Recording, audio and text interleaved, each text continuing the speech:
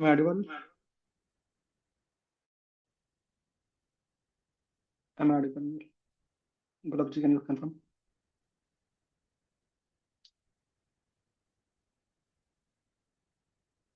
Okay. We start with the prayers. Namo Vishnu Padaya Krishna Prishtaya Bhutale Srimate Bhaktivedanta Swami Namine Namaste Saraswati Deve Gaurvani Pracharine Nirvishesha Shanyavadi Paschat Desha Tarini Jai Sri Krishna Chaitanya Prabhu Nityananda Shri Advaita Gadadhar Shivasadi Shri Gaura Bhakta Vrinda Hare Krishna Krishna Krishna Hare Hare Hare Rama Rama Rama Hare Hare. So thanks for joining today's session. And we are going to discuss more interesting part today. It's a chapter 2, part 2. In the previous session, we went through the first part of this particular chapter 2, and it had a lot of interesting concepts like why we need a spiritual master, and then the concept of soul, how soul is all pervading and soul cannot be killed, and not to compromise our duty at any point of time. So quite a quite a many interesting concepts we had gone through. Now this is a continuation of the same chapter, Sankhya Yoga, the contents of Gita summarized. And Krishna actually answers majority questions which Arjuna has raised in the first chapter and the starting of the second chapter. So let's start with the discussion of this particular chapter, this particular section of the second chapter. So starting 2.39, Krishna actually introduces a very interesting concept, that how to transcend these transient desires. Now let's understand what is transient, and particularly what is this transient targets. So these are the exact targets which many of us actually look forward to make our life more peaceful and more desirous, more enjoying. So Krishna actually says that people who are looking forward to more opulent material life, either in this life or in the next life, Krishna calls them as the people of small knowledge. And why is it that? We'll come to know. So Vedas, there are specific sections and there are specific sacrifices which are recommended. If one performs them, then whatever one might be aspiring in his life regarding beauty, regarding money, regarding progeny, regarding whatever other pleasures in this life, as well as in the next life, they are all mentioned in that sections of the Vedas. But that section of Veda, Krishna calls as a flowery language. Why is a flowery language? Because when we are just following that section of the Vedas, we are just improving the quality of life in this particular life and maybe in next life. But it doesn't talk about breaking this cycle of birth and death. Now, when we call these people of small knowledge, interested in material riches, beauty, and pleasures, these are all, they can be acquired with our own material endeavor, or one may perform some specific sacrifices which are recommended in Vedas. But overall, whether it's one's own endeavor or going through the path of Vedas, as long as the target is something which is just acquire some kind of opulence, aristocracy, some kind of power or fame, it is all just limited to this particular material world. So if you see any lot of media or lot of discussions in many forums, it's all about which are the top companies, who is the most beautiful, who is the richest person, or who has acquired how much power in which country, how much fame one has accumulated. So all that kind of discussion makes one think, oh, let me also strive for similar things. So the problem is, if one is behind all these material opulences, the desire and that determination for devotional service. So why devotional service is required? It is required to get out of this material world. So what we are talking is just how to not enhance our life in this material world, but there is better and much more famous, much more opulent lifestyle exists beyond this material world in the spiritual world. But that's all in the service of the Lord. And as long as one is running behind the desires of this particular material world, there is no question that one can develop attachment or even determination for the devotional service. Let's try to understand more about this ultimate goal, what we are talking about. So Krishna actually says, now whatever is start in the material life, it actually ends up in this life itself. So no matter how much bank balance I acquire, billions of euros or billions of dollars, and then so many properties, so many aristocratic relatives, everything is going to end at the time of death. And next life, I again start from ABCD, from scratch. Spiritual life is not like that. Krishna gives very important instructions here that in this endeavor, which endeavor where we are trying to purify ourselves and trying to develop the love of God. In that endeavor, there is no loss or diminution. Diminution means there is no decrease as well. And a little advancement on this path, it can protect one from most dangerous fear. So anything which means if we develop certain divine qualities by struggle in this particular life, next life we actually build on that. So following life, again, we will have natural attraction for devotional service. That cannot be said for material lifestyle. So one who has progressed little bit in this life, he can actually make much more progress in the next life. And if you see this particular two images, we can discuss in some of our other classes. But this Gajendra was actually a devotee of the Lord in the previous life. In this life, when he was in the crisis, as you can see, his leg was caught up by this crocodile. He actually remembered the prayers which he had offered in past life, and he could offer the same prayers even in this animal body of elephant. And Lord accepted those prayers. It doesn't have to come from the mouth exactly, but Gajendra offered to his mind. He remembered those prayers and he offered, and Lord actually appeared. So when Lord appeared, it was very much clear that Gajendra could remember his past life. He could remember who is the Supreme Lord and he could do that. So similarly, if you see this particular picture on top here, so this story of Bharat Maharaj, who actually at the time of death, he happened to see the deer, which he was very much attached to, he was taking care of. And in the next life, he actually became deer. In the second life, when he became deer, he remembered all the devotional service which he had performed in the past life.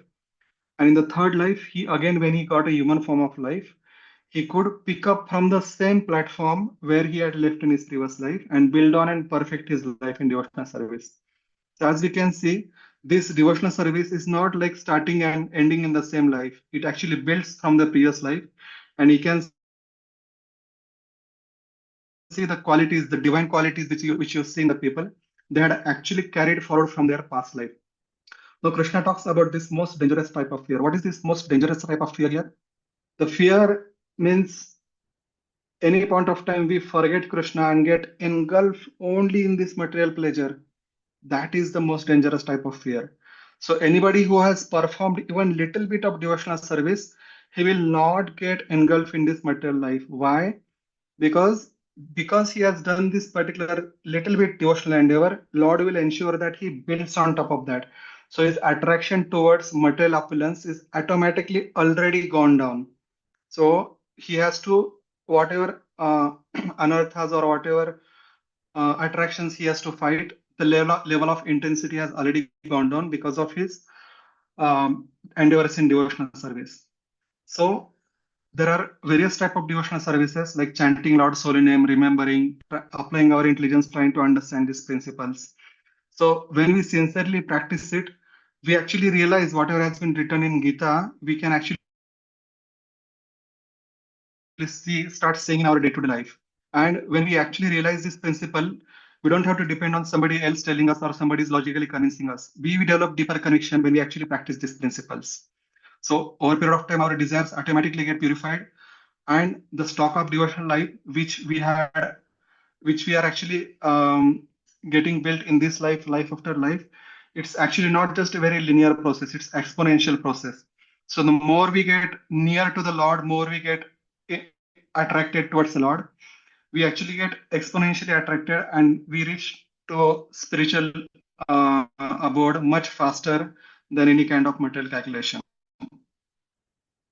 Now, after knowing the purpose, the most important part in the journey is actually the determination, the resolution with which we are actually practicing this devotional service.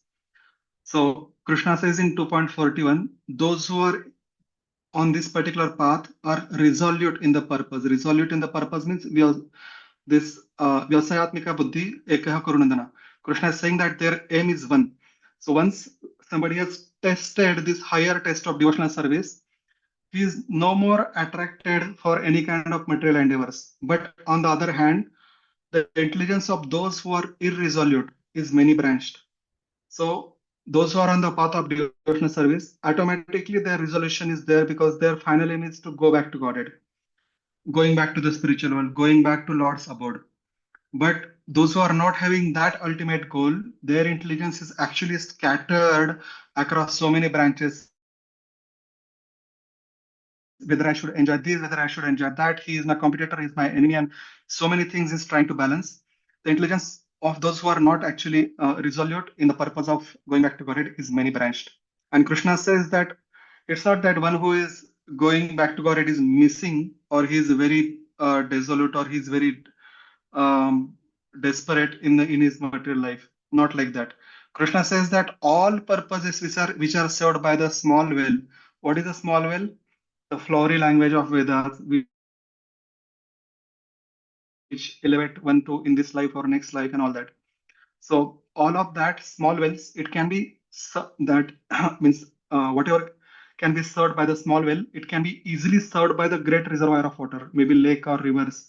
They can actually help one not only gather knowledge about material world, how this material world acts and how we are supposed to interact with this world.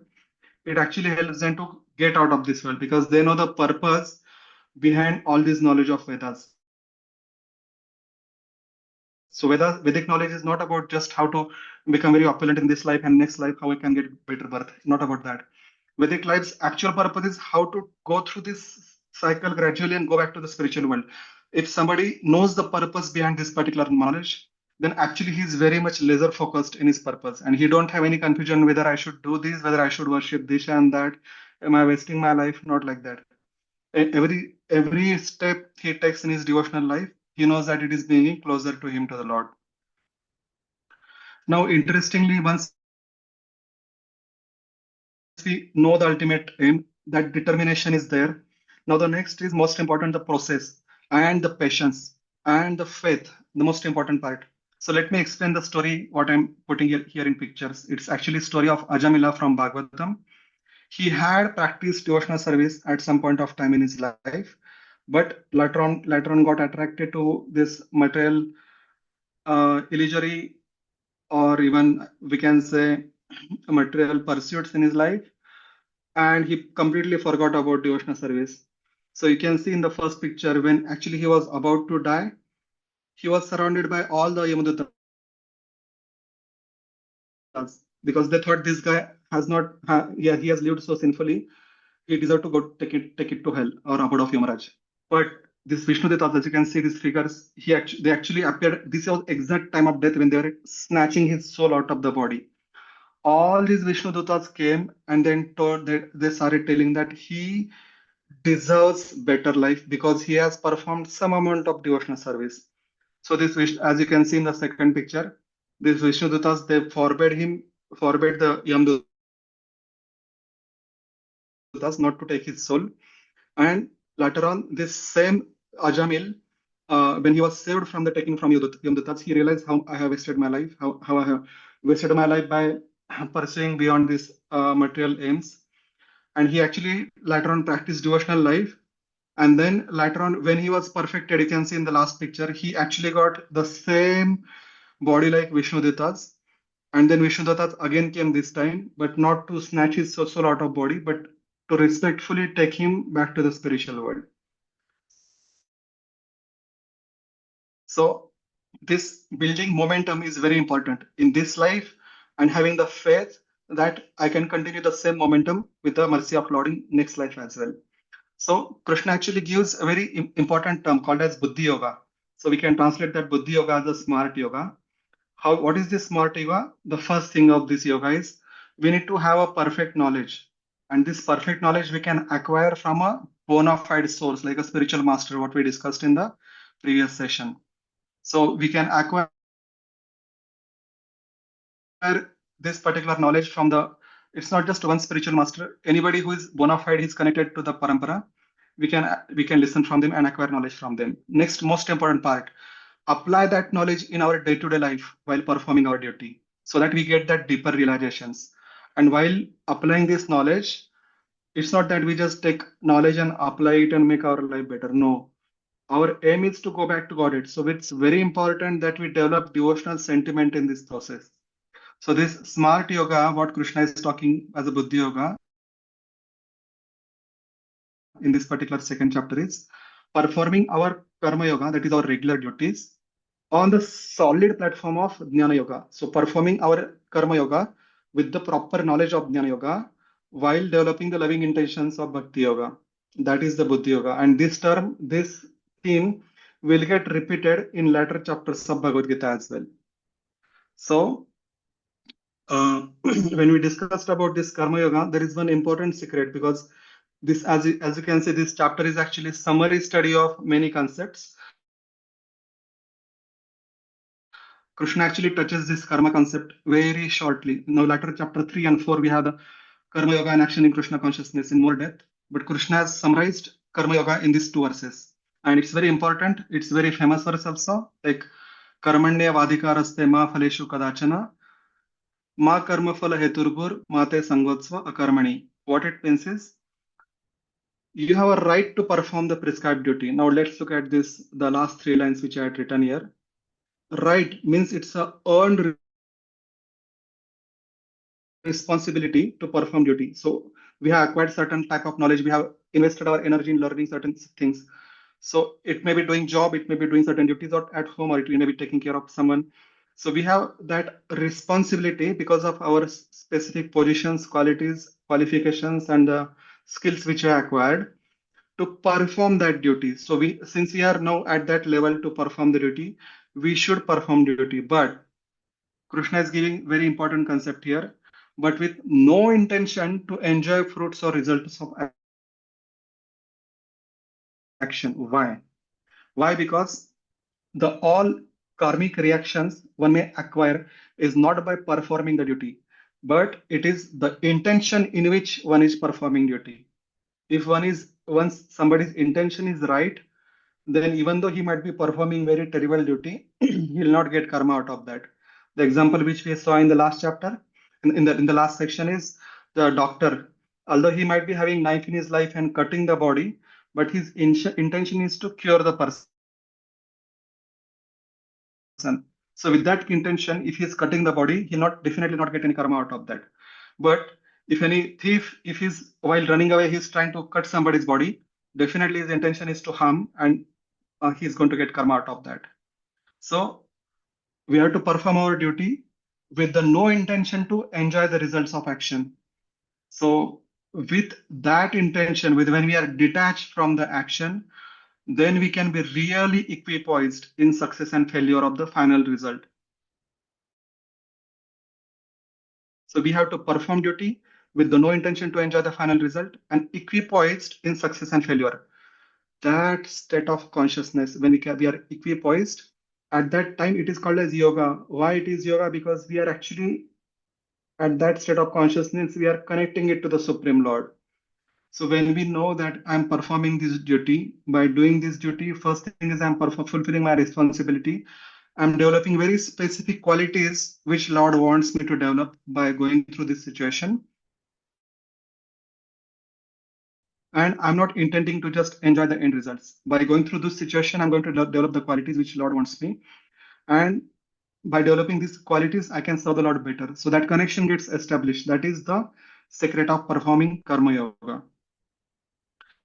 And I had given the example of Lord Ram, because if you study his life in Ramayana, every step of his life, he has actually demonstrated how to perform one's duty in every circumstances. Duty towards parents, duty towards wife, duty towards our citizens, everything he has actually demonstrated in every step. Now, more important is, while we perform this duty, how to be in this world, but not of this world. Now, when we perform duty, we have to interact with this material world, we have to interact with people, we have to interact with their emotions, we have to interact with the end result also.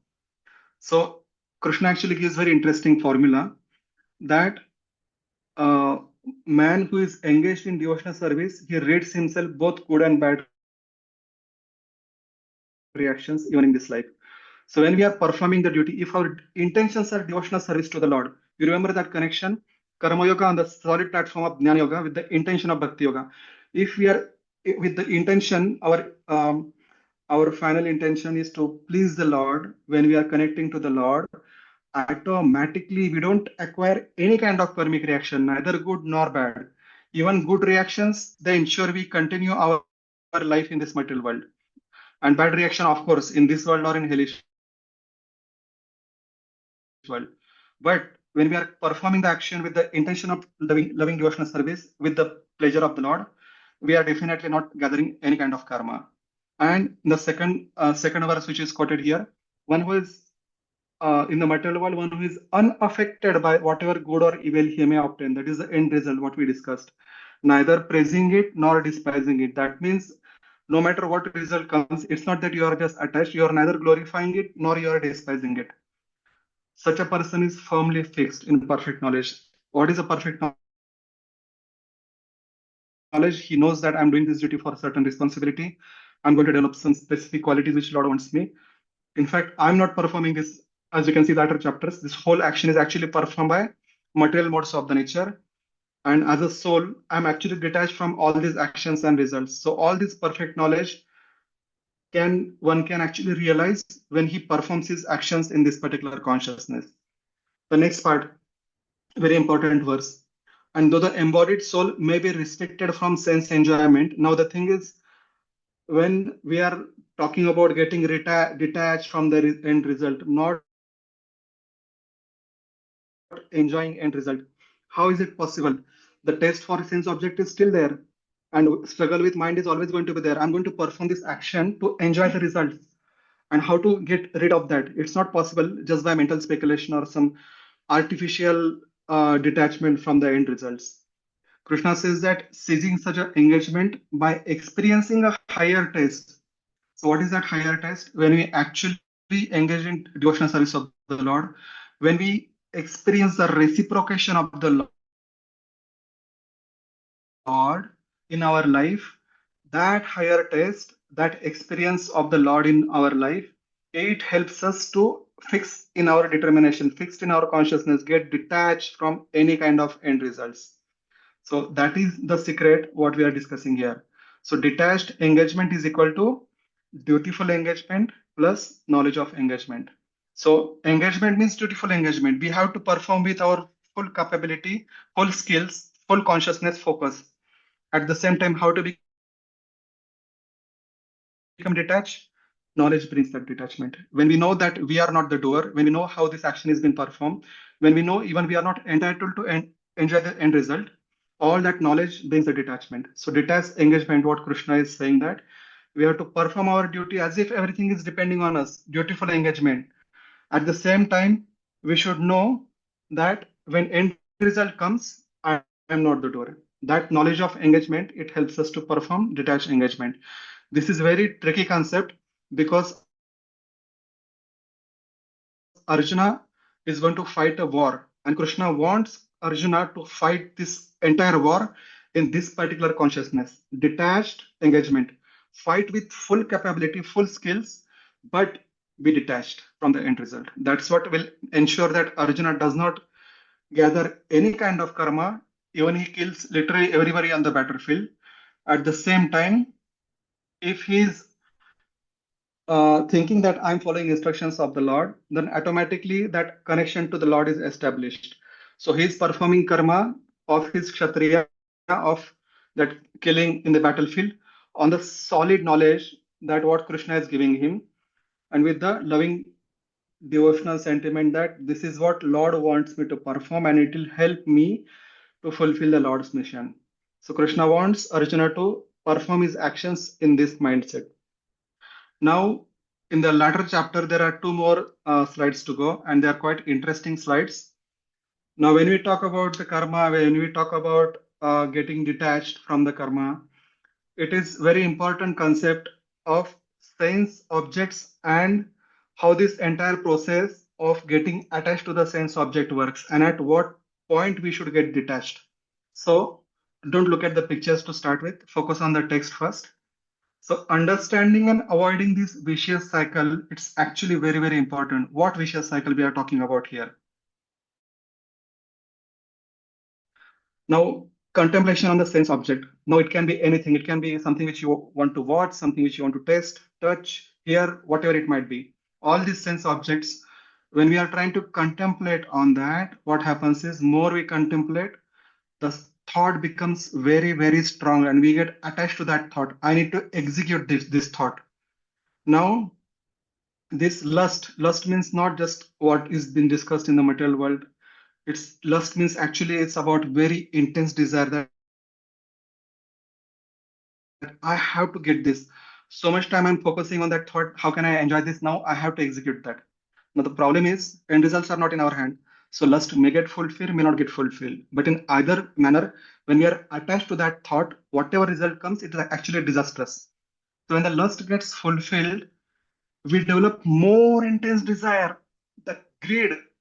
Oh, I could accumulate so much, I could satisfy so much, then that means I can do more. I deserve more.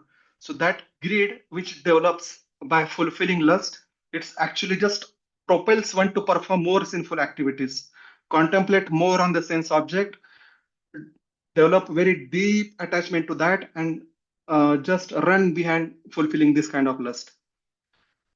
For whatever reason, this lust does not get fulfilled. The results are not the what we want. Such unfulfilled lust actually leads to anger. I did so much. I actually did so much towards him. I did so much towards that person. God did not listen to me. These guys didn't listen to me. It leads to anger, some kind of resentment towards people, towards God, towards entire circumstance. So either greed or it's anger. What happens is we are actually acting on the egoistic level. That I deserve this. I did not get this. How dare somebody treat me like this? So when we start acting on the level of ego, it actually leads to bewilderment of memory. All our similar past experiences which we had, they all get clouded. The previous realizations, the previous contemplations, the nice thoughts, everything goes down the hill, and then intelligence is lost. Intelligence is the discrimination power. That intelligence is lost, and then one falls down again into the material pole. So this senses, any single sense, it can actually pull one down back in the material pool. Any single sense which somebody contemplates, develops strong attachments, tries to fulfill it, either he fulfills or doesn't fulfill, but that particular sense object is going to make sure his entire thought process is dragged down to the material pole. So there's a very interesting story of this Dhruva Maharaj. If time is there, I can share at the end. So basically, as you can see in the first picture, he was trying to please the Lord, and he actually controlled his senses for 6 months. He did not even drink water, and he did not breathe for some duration. So he had controlled his senses fantastically. Later on, when his brother was killed by Yakshas, as you can see in the second picture, he actually attacked back on Yakshas to the extent that he killed millions of Yakshas for the murder of his one brother. And his thought of taking revenge actually almost was taking over him. But because of his devotional stock, Brahma instructed Manu to go and intervene. So when Manu intervened, Dhruva actually came to know that I'm crossing the limits, and then he actually stopped doing any more such bad karma. So this trying any sense object or any thought processes which are actually related to. So Dhruva was thinking of his my brother killed by that yaksha. He did not think of his karma or that yaksha's karma. He just wanted to take revenge, and then that one thing actually was dragging his consciousness down. But because of his talk of the devotional service, Manu intervened and actually helped him to come out of that particular situation. Now, very important last slide, and maybe there is one more slide to go, but let's understand this, that what we are looking in life is all kind of peace and happiness, and how is the formula all related. So Krishna says this particular 2.66, very important verse: one who is not connected with the Supreme, that means one who is not contemplating on the Lord, he is not directly realizing any of the truths provided by the Lord, who is not connected to the Supreme Lord, he can have neither transcendental intelligence because he is not guided by the Lord. Without transcendental intelligence, he cannot have a steady mind. His mind is always fluctuating, agitated by small, small objects, sense objects. Without steady mind, there is no possibility of peace because he's just trying to fulfill every single desire which is coming across. And how can there be happiness without peace? Because he's like a jumping monkey on one desire to another desire.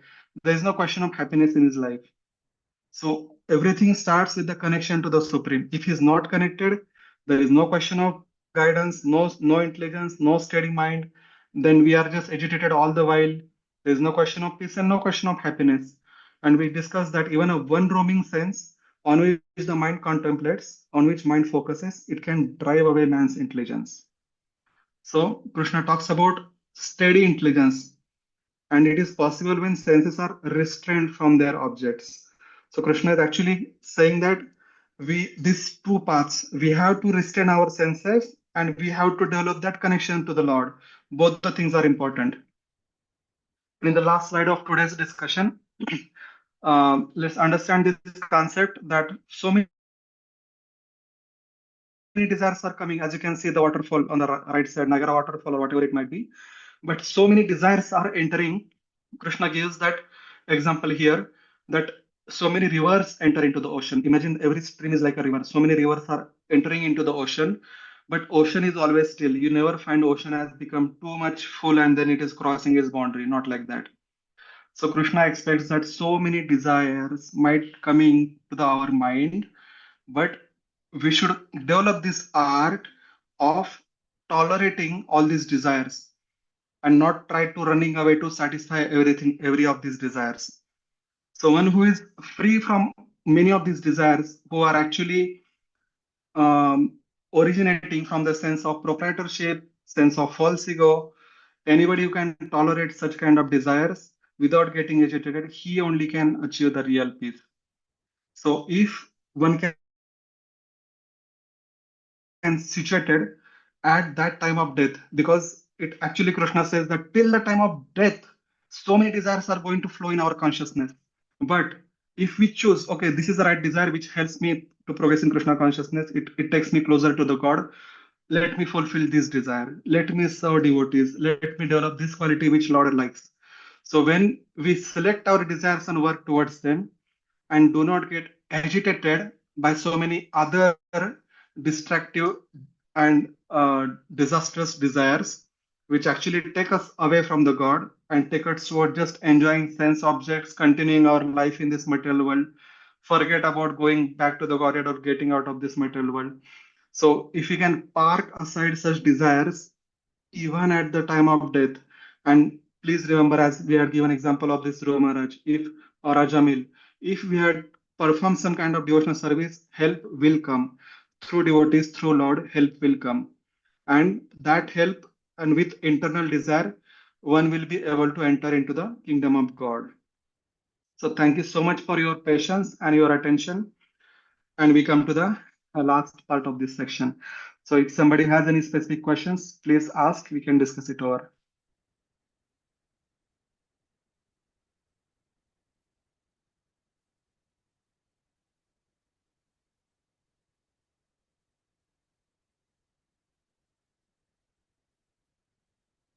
So we discussed about this transient targets. Krishna also talks about it. Even Vedas talks about it, how to elevate our life in this particular,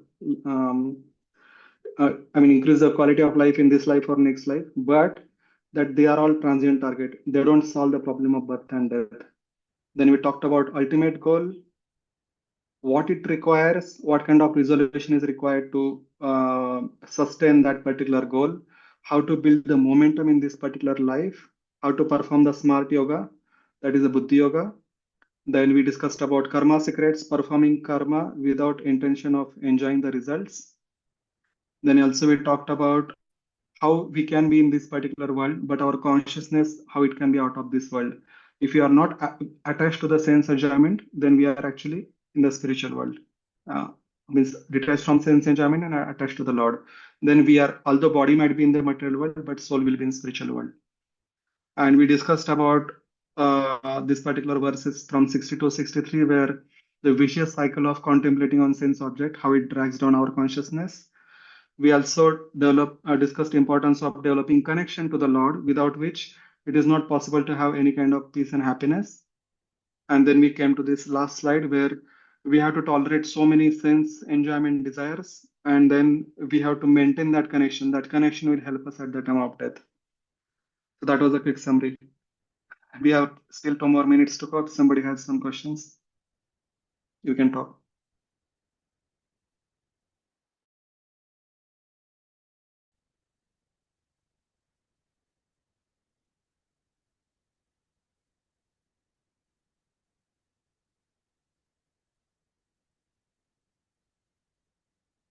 Okay, looks like most of you already got this concept.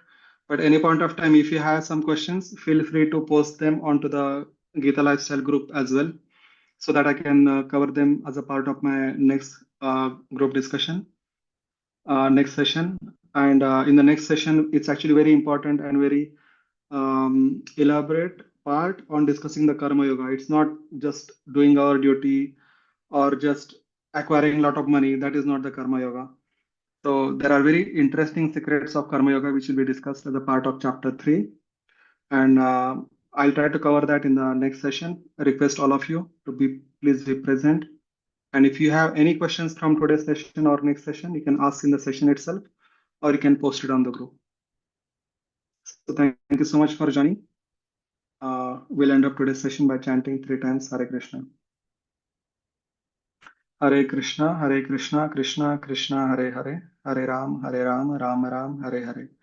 Hare Krishna, Krishna Krishna, Hare Hare, Hare Ram, Ram Ram, Hare Hare. Hare Krishna, Krishna Krishna, Hare Hare, Hare Ram, Ram Ram, Hare Hare. Thank you so much. May Lord Krishna guide us in our life the way he has guided Arjuna. See you on the next Thursday, 8 o'clock. Thank you so much. Haribol. Thank you so much. Thank you.